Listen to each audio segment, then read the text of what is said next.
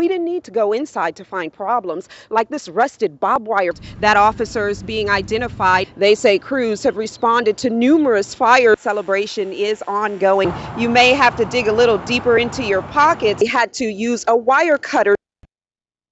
They say you shouldn't judge a book by its cover, but if Ryan Middle School was a book, many would describe it as a horror story. And those who've been inside say it is pretty scary. No hot water, it's just cold. Devontae Sabri is a sixth grader at Ryan. He says there are problems. In a letter read before City Council Monday, a parent also describes a slew of problems.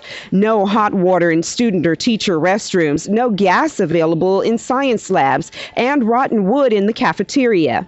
The list included a number of things that were basically things that dealt with children's safety. Dr. Thomas Bucknight knows all about those complaints. He was a principal at the school and captured numerous problems on this videotape, including stopped-up drains that contributes to flooding on campus. My whole concern at this point is that the children who attend Ryan are going to be held to the same rigorous constraints as other students. They're not going to care that, that because the school did not have gas running into the science labs, that they weren't able to do their experiments. Bucknight says when he tried to get things fixed, he was fired. HISD officials would only respond in a written statement, which partially reads, last week, HISD maintenance supervisors toured the school and noted needed repairs, including a drainage problem. Repairs are now underway. But while we were at the school, we didn't notice any work trucks. Instead, we saw dangling wires all over campus and areas where paint was chipped and eroded. HISD officials would not allow us to go on campus, but we didn't need to go inside to find problems like this rusted barbed wire fence that circles the entire school, as well as several gates that are padlocked shut. These conditions worry Devontae's mom and other Ryan parents. I don't know if they need more funding or what, but they do need to better a lot of conditions in the school. Ironically, Ryan did receive some renovations under the 2002 bond program, but Dr. Bucknight says that money didn't go far. In the 3rd Ward, Tucker Wilson, News 24 Houston.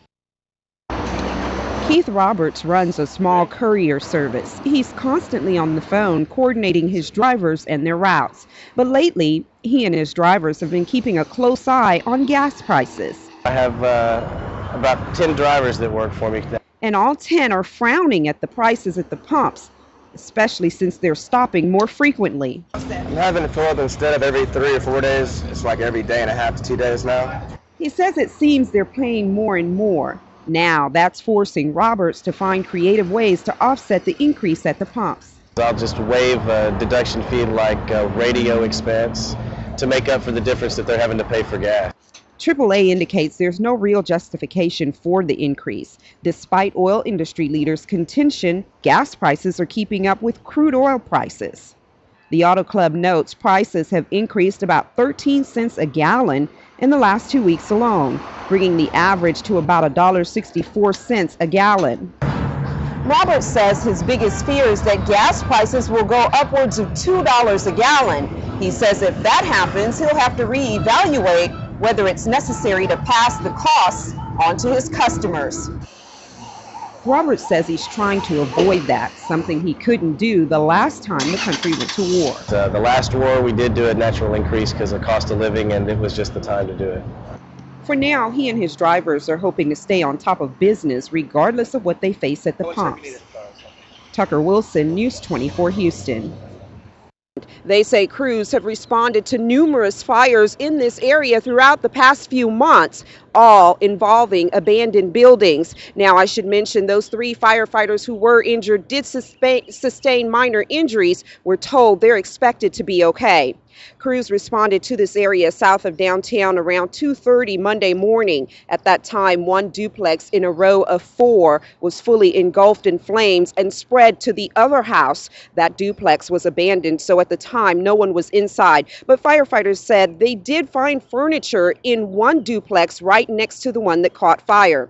Fire Department spokesperson Jay Evans tells us more about the 3 firefighters who sustained minor injuries while battling this blaze. The first firefighter through the door. Again, all 3 of those firefighters are expected to be okay, and investigators are investigating this as arson, as they believe, again, this was no accident.